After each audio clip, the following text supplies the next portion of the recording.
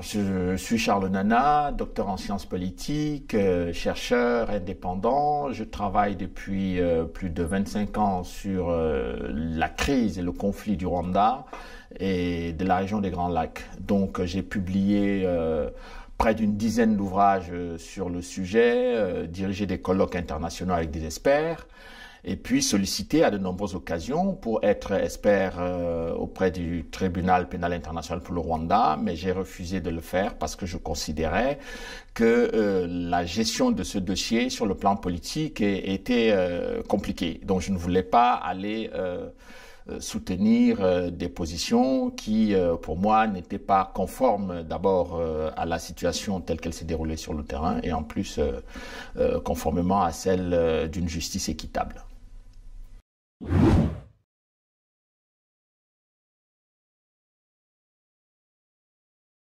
Alors, le rapport du clerc est un rapport problématique pour moi. Je considère que c'est un rapport politique.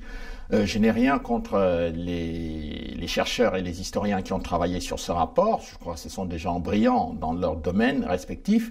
Mais j'ai noté par exemple que la plupart enfin je dirais pratiquement tous, ne sont pas des spécialistes de la région des Grands Lacs et n'ont pas de publications connues en Afrique ou sur le plan international dans cette région-là. Donc, si vous voulez, je ne sais pas pourquoi ça a été fait comme ça, mais j'ai l'impression, peut-être que parce que c'est l'Afrique, hein, vous imaginez en France, on peut faire une commission, par exemple, sur les relations franco-allemandes ou sur le rôle des crimes commis par l'Allemagne en France. On n'ira pas chercher des spécialistes du Sri Lanka et je pense que ça choquerait beaucoup de gens de voir des spécialistes du Sri Lanka venir traiter de la question des relations franco-allemandes. Mais pour l'Afrique, c'est pas un problème, on peut le faire et on se dit c'est pas très choquant. Mais pour les spécialistes et les experts, aussi bien qui sont en Afrique et dont beaucoup ont travaillé dans les plus grandes universités françaises, britanniques, américaines, etc., ils sont choqués de voir le profil des membres de la commission. Mais moi, je ne lance pas la pierre aux membres de cette commission parce que ils ont fait ce qu'on leur a demandé de faire. Qu'est-ce qu'on leur a demandé de faire? Je pense qu'il est important que les gens sachent effectivement de quoi on parle. Le 5 avril 2019, le président Macron a adressé une lettre au professeur Duclerc, lui demandant précisément ceci. Je cite, « Je souhaite que ce 25e anniversaire marque une véritable rupture dans la manière dont la France appréhende et enseigne le génocide des Tutsis, tournée vers une meilleure prise en compte de la douleur des victimes et des aspirations des rescapés. » Fin de citation. Alors, le problème, c'est qu'il parle de rupture dans la manière dont la France appréhende et enseigne le génocide des Tutsis. Moi, je ne sais pas de quelle France il s'agit, parce que vous avez dû entendre ces derniers temps que les anciens responsables français de l'époque ont des points de vue totalement différents, parfois divergents. C'est-à-dire que le Premier ministre Balladur n'est pas sur la même ligne, par exemple, que son ministre des Affaires étrangères, M. Juppé, qui a fait une publication dans Le Monde. Ils sont sur des lignes différentes. À l'époque, Balladur lui-même était sur des lignes différentes de François Mitterrand, mais dans toute cette situation-là, la gestion de la politique du Rwanda est renvoyé à une question de querelle intestine, de querelle domestique franco-française. Alors qu'en réalité, il s'agit d'un dossier géopolitique, d'un dossier dans lequel vous avez des Américains, etc. Donc, je continue, le président de la République ajoute dans sa lettre, conformément à l'engagement que j'avais pris le 24 mai 2018, lors de ma rencontre avec le président Paul Kagame à Paris, je tiens à ce que le génocide des Tutsis prenne toute sa place dans notre mémoire collective. Alors, c'est une très bonne chose. Le problème, c'est que le président Kagame, lui, il est acteur de cette affaire-là. C'est-à-dire qu'il est le représentant d'un groupe qui a mené le conflit avec l'autre groupe. Il était le représentant du groupe de la rébellion Tutsi, alors que le président Habyarimana était le représentant du groupe Hutu. Donc, Puisque le président Kagame a pris le pouvoir, donc manifestement, le président français prend des engagements vis-à-vis de celui qui a gagné, qui a remporté la victoire militaire. Donc qu'est-ce qu'on fait dans ce cas-là? On va faire un rapport qui sera à peu près conforme à ce que souhaite aussi ce président pour effectivement rapprocher les points de vue. Alors, il ajoute le président de la République. Cela doit d'abord passer par un approfondissement de notre connaissance et de notre compréhension de cette entreprise terrifiante de destruction humaine en vue de son enseignement en France et de l'éducation à la vigilance des jeunes générations.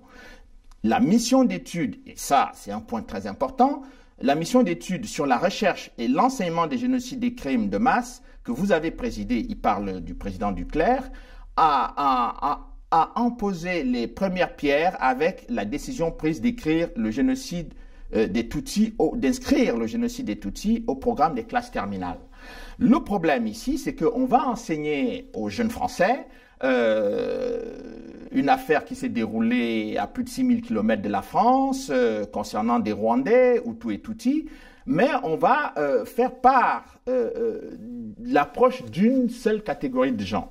Donc là encore, ça pose problème parce que pour les Rwandais, si vous avez le souvenir de ce qui était écrit par tous les chercheurs, dans les organisations internationales et bien entendu un certain nombre d'experts à l'époque, y compris dans les dossiers des Nations Unies, on disait que la tragédie du Rwanda est un génocide des Tutsis et des Hutus modérés. Donc aujourd'hui, si on ne veut parler que des Tutsis en laissant de côté les Hutus modérés, au moins les chercheurs doivent nous expliquer pourquoi on laisse de côté les Hutus modérés. Est-ce que les Hutus modérés ne seraient plus concernés par le génocide? Est-ce qu'il s'agit d'une erreur de formulation dès le début? Ou alors, est-ce qu'on considère simplement politiquement que cela est impropre? Alors, le problème, c'est que aujourd'hui, ce sont les Tutsis qui sont au pouvoir. Si les Hutus viennent au pouvoir demain, ils vont critiquer la France d'avoir pris parti pour un groupe ethnique. Et je rappelle qu'il y a quand même 3 groupes ethniques au Rwanda. Il y a les Tutsis minoritaires, il y a les Twa ultra-minoritaires, parce qu'avant les événements, ils étaient 1%, donc on ne sait pas s'ils sont aujourd'hui 0,2%, 5%, on n'en sait rien. Et puis il y a les Hutus qui sont majoritaires. Comment vous faites, si vous voulez que ces gens se réconcilient, de prendre parti pour un groupe ou de travailler sur la mémoire d'un groupe, alors qu'on nous dit que toutes les parties ont quand même souffert? Donc, on est là devant une situation qui, de mon point de vue, pose problème, parce que dans les objectifs que le président de la République a assignés à la mission, il dit précisément ceci, je cite, « Offrir un regard critique d'historien sur les sources consultées ». Bon, c'est très bien. Analyser le rôle et l'engagement de la France au cours de cette période en tenant compte du rôle des autres acteurs engagés au cours de cette période. Le problème, c'est que cette partie-là entre en conflit avec la première partie, qui est celle de l'engagement pris auprès de Kagame. Comment les historiens peuvent-ils présenter tous les acteurs du conflit lorsque Paul Kagame lui-même était un acteur du conflit? Donc vous voyez que la lettre de mission-là, elle est très difficile à gérer. Il ajoute un autre point de la mission que je trouve aussi très important pour la recherche. Il dit cette mission doit contribuer au renouvellement des analyses historiques sur les causes du génocide des Tutsis. Jusqu'à présent, moi je n'ai pas vu le renouvellement, si vous voulez, des analyses historiques. On a critiqué par exemple le rôle de la France. Avant, on nous dit oui, la France n'a pas participé, n'est pas impliquée dans le génocide, mais il a commis des fautes graves ou une sorte d'aveuglement. Mais on ne nous dit pas avec précision qu'est-ce que c'est que cet aveuglement. Généralement, l'aveuglement, c'est le François Mitterrand. Bon, moi, je suis un peu surpris parce que quand vous regardez les lettres échangées entre le président Mitterrand et le président Habyarimana, il n'y a à aucun moment un élément qui puisse justifier un aveuglement du président Mitterrand. C'est même d'autant plus curieux qu'à l'époque, tout le monde, même les adversaires de François Mitterrand, il avait tous les défauts sur le plan politique, mais même ses adversaires lui reconnaissaient quand même une certaine intelligence politique. Donc quel est l'intérêt de ce monsieur qui a un cancer de la prostate de se retrouver en 1994 en train de vouloir participer ou encourager à des massacres ethniques au Rwanda? Qu'est-ce que ça lui rapporte sur le plan géopolitique? Qu'est-ce que ça lui rapporte sur le plan diplomatique, sur le plan militaire ou sur même le plan de sa réputation d'homme politique. Donc, si vous voulez, vous avez, quand vous posez des questions rationnelles dans cette affaire-là, vous avez du mal à trouver la cohérence et la logique qui conduit à mener tel ou tel type d'action politique.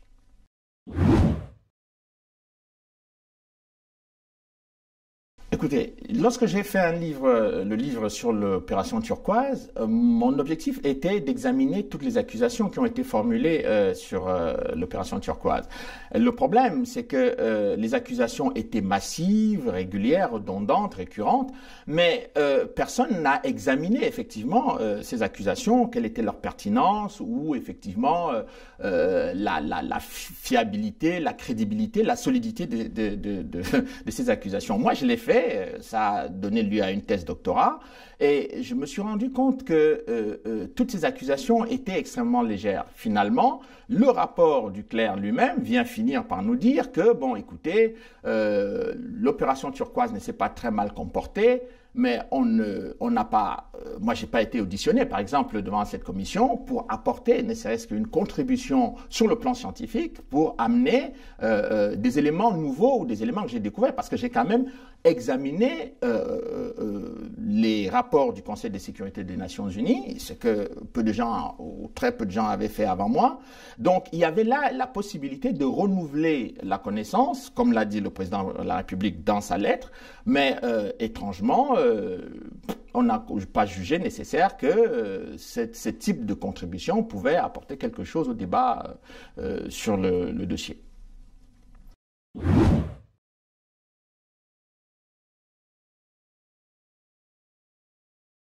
Alors, j'ai rendu hommage à Pierre Péan parce que c'est un combat que nous avons mené ensemble pendant plus de 20 ans, avec des hauts et des bas. Quand c'était très dur pour Pierre Péan, il m'appelait, on échangeait longuement au téléphone. Quand c'était très dur pour moi, je l'appelais, on échangeait. Et donc, on a vécu en quelque sorte ensemble les différentes épreuves que l'on peut vivre dans la solitude du chercheur et de l'écrivain dans ce dossier-là. Et donc, le problème, c'est que ce qu'on dit, on a même accusé Pierre Péan d'être raciste, c'est aujourd'hui on accuse Natacha Polony également à peu près des mêmes choses. Le problème, il est que nos adversaires ou nos contradicteurs ont d'énormes difficultés à accepter un débat contradictoire, calme, serein, d'un niveau élevé pour nous contredire. Alors, ils nous jugent complotistes. Bon, je vais vous dire deux choses. La première chose, c'est que sur l'attentat, parce que Pierre Péan a travaillé comme moi sur l'attentat, on se rend compte, par exemple, que dans une note de la DGSE que j'ai sous les yeux, qui date du 22 septembre 1994, et citée dans le rapport de la commission du clerc, ils mettent en cause, bon, elle évoque les hypothèses sur la responsabilité du président Abiyarimana, la responsabilité de ce qu'ils appellent les extrémistes Hutus du camp Abiyarimana dans l'attentat contre leur chef d'État. Bon, à l'époque, donc je vois une note du ministère de la Coopération que j'ai sous les yeux qui dit « Ce papier qui circule dans le tout Paris est inexact.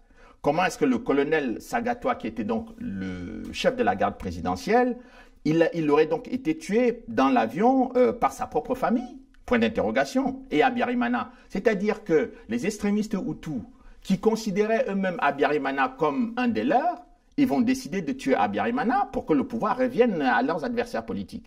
C'est d'une stupidité incroyable et on a l'impression que les gens qui rédigent ce genre de rapport n'ont pas de connaissance réelle des enjeux qui se déroulent au Rwanda à ce moment-là. Et ce document est cité dans le rapport du clerc sans nuance et s'il m'avait peut-être interrogé, je serais venu avec la nuance qui a été faite par le conseiller technique du ministère de la Coopération.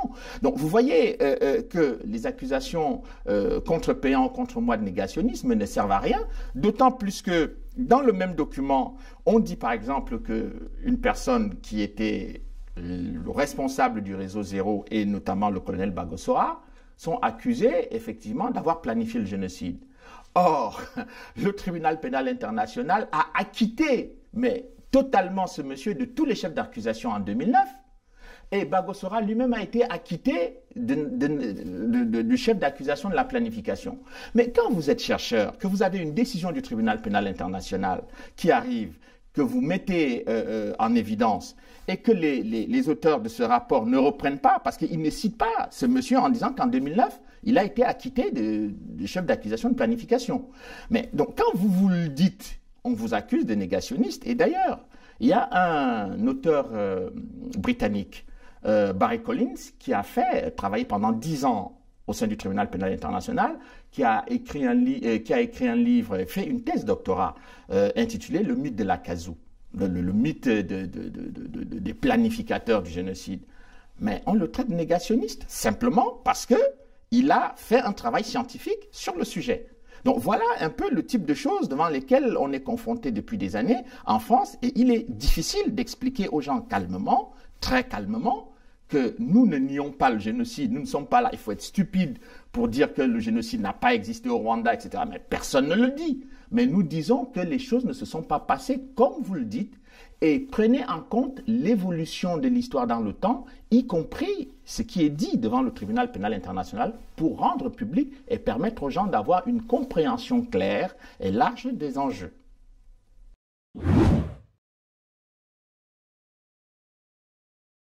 Alors, je peux dire très simplement, pour simplifier, mais sans simplifier à outrance, que la tragédie du Rwanda commence le 1er octobre 1990 par l'attaque de la rébellion Tutsi qui vient d'Ouganda, dont l'ensemble des membres font partie de l'armée régulière ougandaise. L'objectif de ces Tutsis, de ces réfugiés Tutsis qui étaient en Ouganda, était de reprendre le pouvoir au Rwanda par les armes, c'est-à-dire de renverser le régime en place au Rwanda. Et ce régime en place, qui était un régime majoritairement Hutu, avec à sa tête le président Habyarimana, qui lui-même avait pris le pouvoir en 1973 à la suite d'un coup d'État militaire, considérait que les Tutsis, donc du FPR dirigé par Paul Kagame, considéraient que les Hutus avaient longtemps conservé le pouvoir et qu'il était nécessaire, il était rendu nécessaire pour eux de renverser ce régime. Donc ils font donc cette première attaque le 1er octobre 1990. Et Paul Kagame, qui va prendre la tête de cette rébellion, est en formation aux États-Unis d'Amérique. Il arrive donc soutenu par le Pentagone et la CIA. Il vient donc renverser le président, tenter de renverser le président Habyarimana. Donc le problème, c'est que la France s'interpose, intervient militairement en apportant la logistique, avec le président du Zaïre, le président Mobutu, qui était effectivement au pouvoir dans le pays voisin. Ils sont intervenus pour éviter une effusion de sang dans ce pays-là. Et donc, le Front populaire, le Front patriotique rwandais de Paul Kagame, qui n'a pas accepté cette défaite militaire, s'est réorganisé, si vous voulez, dans le nord du pays. Donc, le pays était à peu près coupé en deux. Toute la partie nord était contrôlée par les rebelles dirigés par Paul Kagame, et la partie sud était contrôlée par le gouvernement dirigé par Habyarimana, qui lui-même était en situation de cohabitation, puisque finalement, à partir de 1992, ce sont suite d'ailleurs aux pressions de la France, de François Mitterrand, qui a permis donc à Habyarimana de sortir de cette situation d'impasse sur le plan militaire, de négocier avec le FPR pour le partage du pouvoir. Donc, l'objectif des accords d'Arusha, ce qu'on appelle les accords d'Arusha qui ont été signés en Tanzanie, était que ces deux groupes, Hutu et Tutsi, qui ont du mal à cohabiter sur le plan politique, finissent par commencer à partager le pouvoir et à le vivre ensemble. Donc tout le monde, la communauté internationale a soutenu cet épisode, et tout le monde croyait que tout allait bien se terminer. Sauf que en 1994, l'avion du président Habyarimana, qui revient d'une réunion en Tanzanie, est abattu par un missile SAM-16 au-dessus de l'aéroport de Kigali. Dans cet avion se trouve le président du Burundi, qui lui aussi est président d'un pays voisin au Rwanda, qui a aussi des Hutus et des Tutsis. Et l'ensemble de l'équipage est quand même français. Donc, cet avion est abattu et personne ne veut enquêter sur cette affaire-là. Donc, voilà, c'est au lendemain de l'attaque contre cet avion c'est-à-dire le 7 avril 1994, que les massacres vont se déclencher dans tout le pays et on va donc avoir l'hécatombe qu'on a eu par la suite.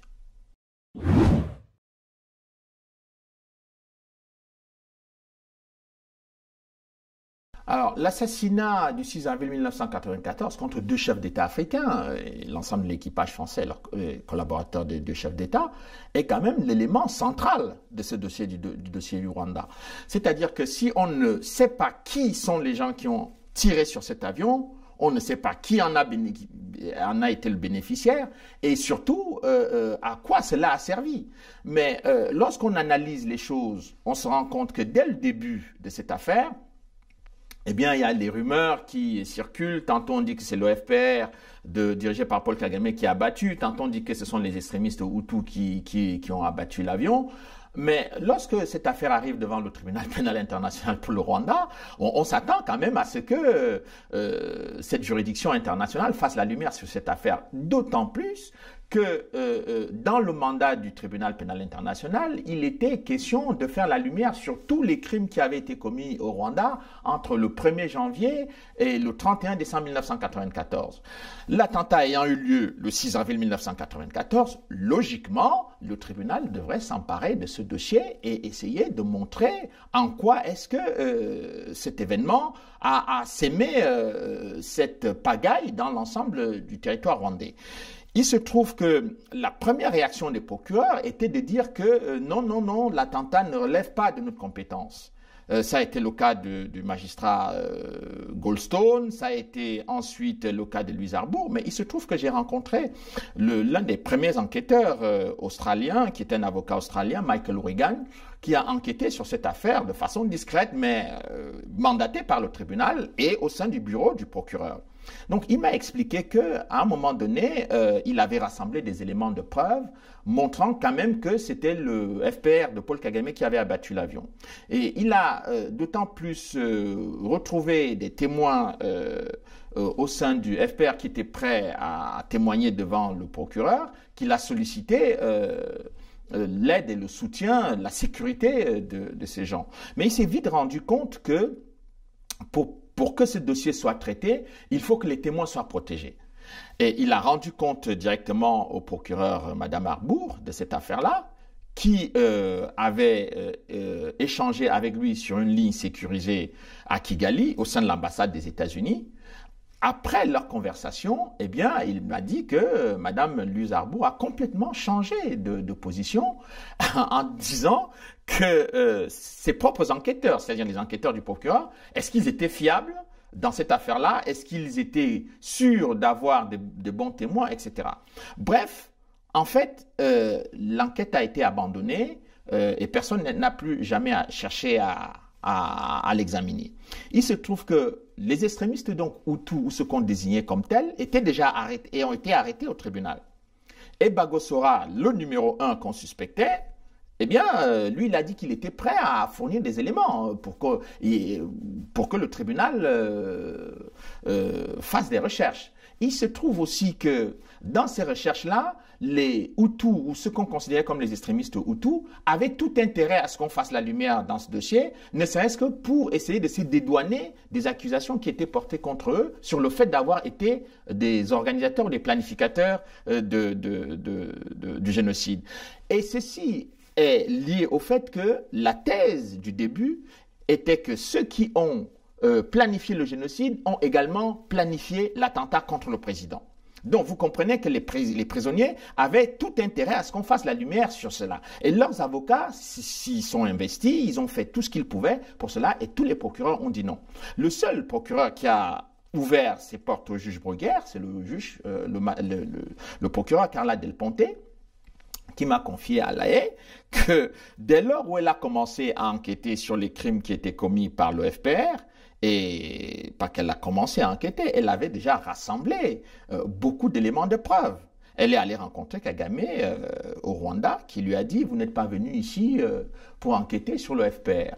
Donc voilà, au bout de quelques temps, Carla Del Ponte a perdu son poste de procureur. Et l'argument qu'on a donné à Carla Del Ponte était de dire que finalement, elle avait une surcharge de travail parce qu'elle pilotait le dossier de l'ex-Yougoslavie et le dossier du Rwanda. Or, au moment où le Conseil de sécurité lui a donné ce mandat, on lui a donné les deux mandats en se disant que elle était largement en mesure de faire ce travail. Mais on s'est rendu compte avec le temps que ce dossier était terriblement gênant, il gênait tout le monde et on n'a pas voulu le faire. C'est pour cette raison que moi je suis revenu sur ce dossier-là.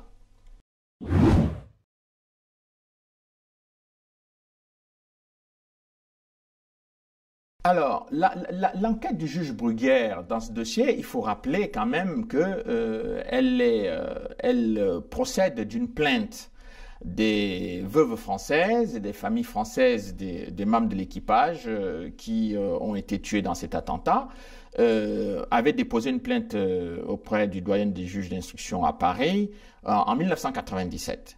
C'est à cette occasion que le juge Bruguière a été saisi. Et c'était le premier juge d'instruction à commencer à travailler sur ce dossier-là.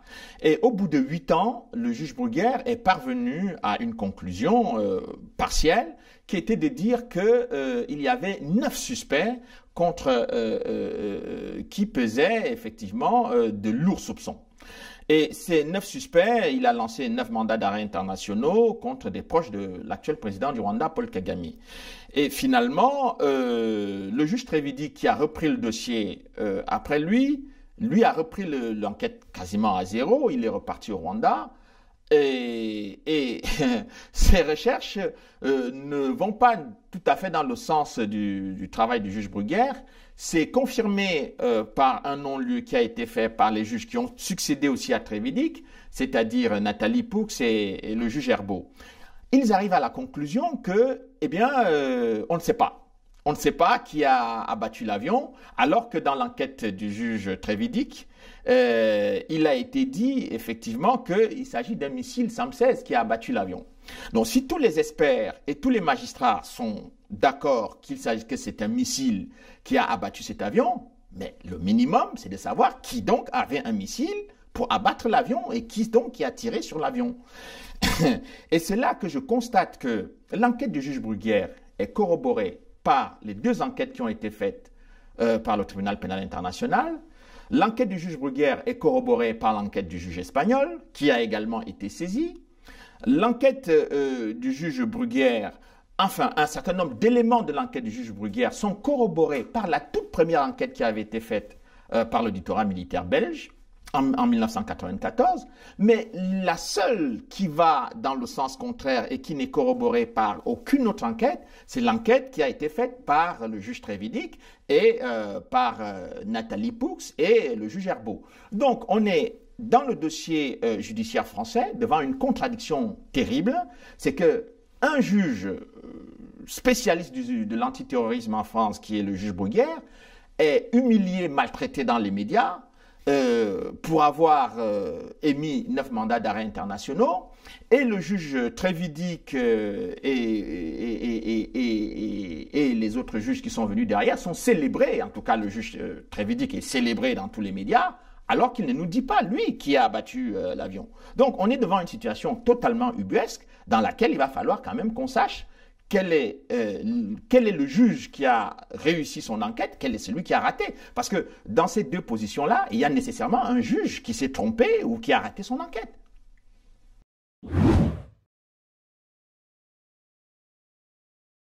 Alors, moi, je ne pourrais jamais utiliser le terme complot dans cette affaire-là, parce que, bon, déjà, je suis soupçonné de négationnisme.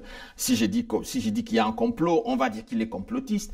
Non, je n'utilise pas ce genre de vocabulaire qui, d'ailleurs, n'apporte rien à la recherche, ne participe pas à l'approfondissement des connaissances, comme le dit le président de la République dans sa lettre de mission à Duclerc. Mais je pense que il est important que les gens se posent des questions. Et j'ai appris dans mes premières années d'université que le doute, c'est que Descartes appelait le doute méthodique, était très important dans la recherche universitaire.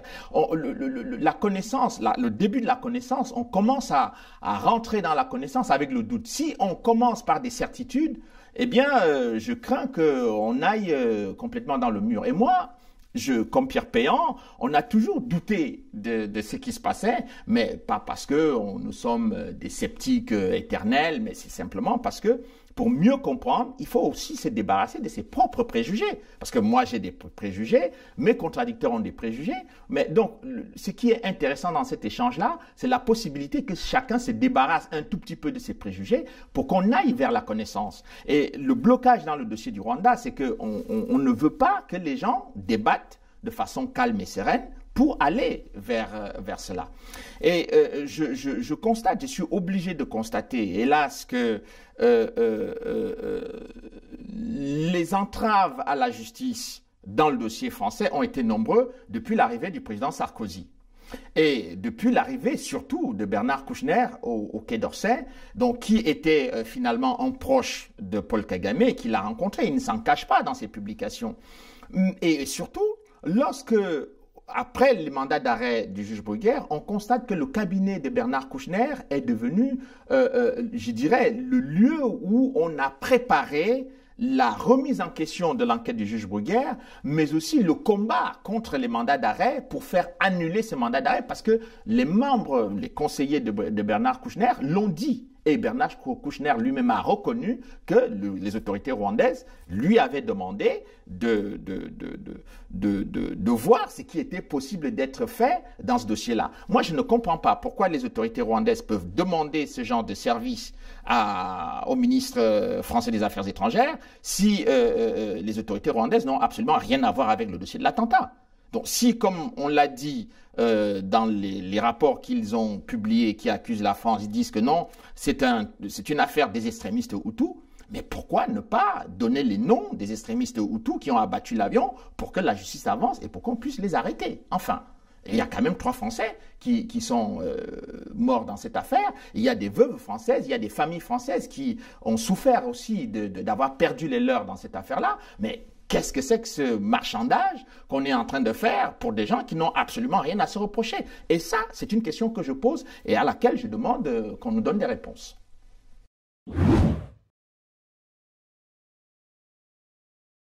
Alors, ce que j'ai identifié, je ne suis pas le seul, mais Pierre Péan et moi-même, nous sommes allés quand même très loin dans la recherche de la vérité dans ce dossier-là.